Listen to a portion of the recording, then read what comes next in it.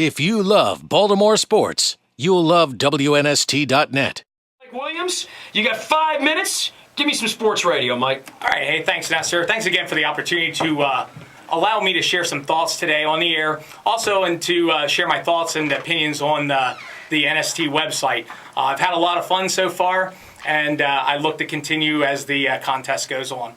You're listening to Limited Access, sponsored by Real Farms, Real Fresh, Real Fast. My name's Mike Williams, and I'll be filling in for the nasty one for at least the next 4.5 minutes. As a sports fan, sports is in everybody's life. It doesn't really matter if you are the biggest fan in the world or you're just a casual observer. Everybody has opinions, everybody has comments, whether it's on sports-related topics of today or yesterday. Whether those fans are celebrating championships, sitting on the edge of your seat with just 4 minutes left in the biggest game of the season, hoping to get to the Super Bowl, or waiting for the next rookie sensation to hit the big leagues, sports is an escape from the grind of everyday life. It's in all of us. And all of us actually enjoy sports in some way, shape, or form.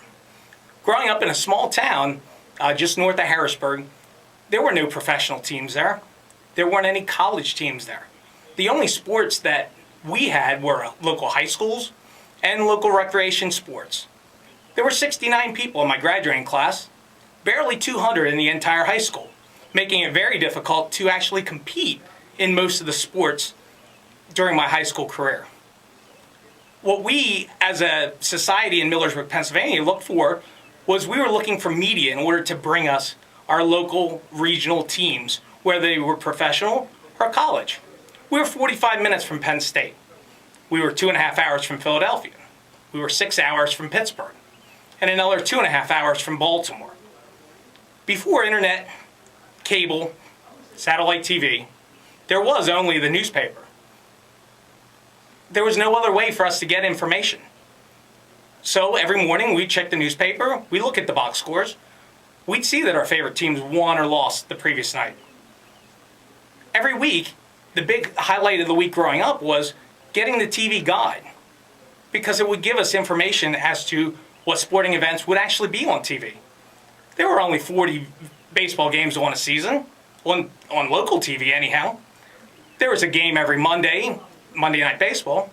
There was a game every Saturday, Saturday afternoon baseball. So we'd check the TV guide, we'd see things that we wanted to see. Howard Cosell, Monday Night Baseball, brought us a dynamic that no other sports broadcaster in his area did. He also did football. He was the voice that people recognized on television once a week. Vin Scully, Joe Garagiola, brought us Saturday afternoon baseball every single week. Voices that we would actually recognize. They would give us their opinions. They would bring us teams and games that nobody else would bring us locally. There was no internet. There was no MLB TV. Just these guys.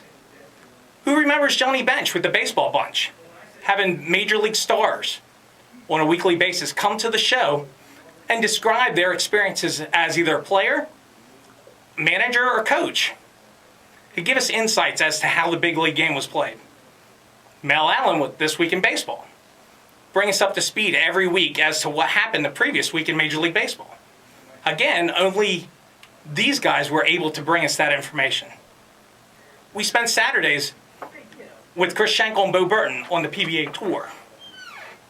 We'd listen to Jim McKay on the Wide World of Sports. He'd bring us the thrill of victory and the agony of defeat every single Saturday. Broadcasters is an industry that we depended on a weekly basis. Because of today, technology and information needs to be provided to us in the blink of an eye. If it's not, then we're probably overdue and late with the news. Fortunately at NST, they're able to do that through the tech service, through the internet, and through the radio. But the person who spent the most time in my house while I grew up was Harry Callis. Laying in bed every night, listening to the late games, listening to his voice, calling Michael Jack's 548 home runs. He really showed us what passion was really about. On Monday, we lost a great man.